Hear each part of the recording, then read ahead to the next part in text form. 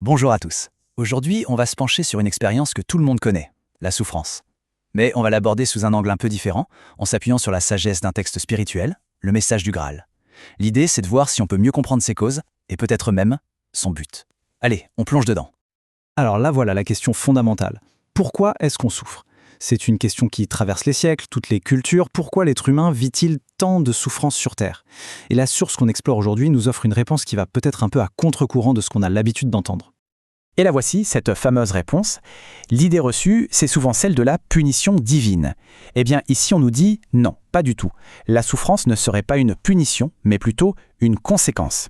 Une conséquence, en fait, tout à fait logique et naturelle de notre propre éloignement des grandes lois de la vie, des lois de l'harmonie universelle. D'accord. Mais alors, cet éloignement, comment il se manifeste concrètement?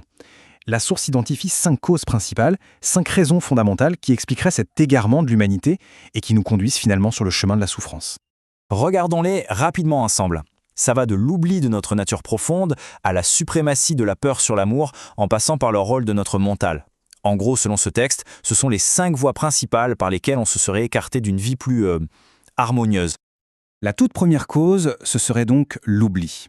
On a été tellement pris dans une course folle au progrès matériel, au tangible, qu'on aurait tout simplement oublié notre essence spirituelle. Et cette déconnexion d'avec les lois immuables de l'univers, eh bien ça crée un profond déséquilibre. Et qui dit déséquilibre, dit inévitablement souffrance. Ensuite, deuxième point, la domination de l'intellect sur l'esprit. Le point clé ici, c'est que notre intellect, notre cerveau rationnel, est décrit comme étant limité au monde matériel. C'est son terrain de jeu. Le problème, c'est qu'en lui donnant toutes les commandes, on aurait mis en sourdine notre esprit, cette partie de nous qui, elle, est capable de se connecter à quelque chose de bien plus vaste. S'enfermer uniquement dans le matériel, c'est une source majeure de tourments. Cette citation illustre parfaitement la troisième cause, l'orgueil et la vanité. L'être humain, persuadé de tout maîtriser, de tout contrôler par sa seule intelligence, se serait coupé de sa source.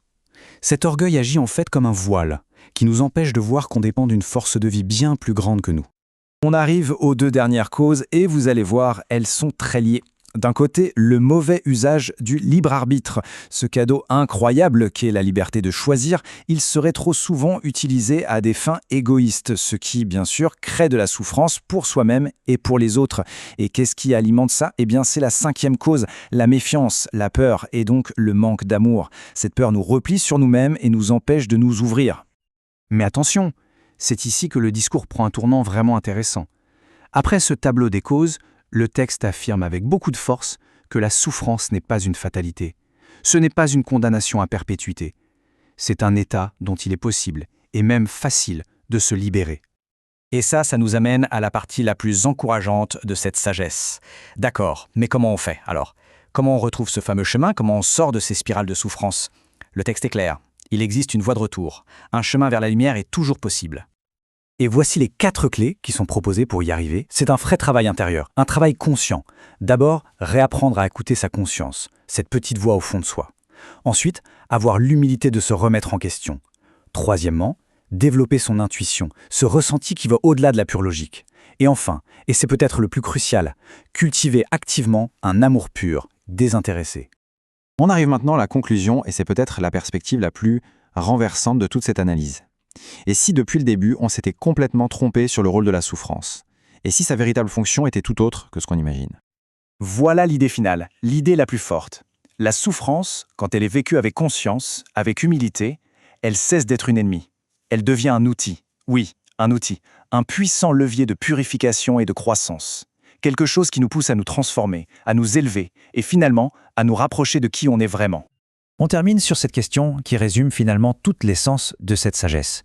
Et si la souffrance n'était pas un mur inenfranchissable, mais une partie intégrante du chemin? Une étape peut-être difficile, mais nécessaire sur la route vers la lumière. C'est une pensée qui mérite vraiment qu'on s'y arrête. Merci de votre écoute.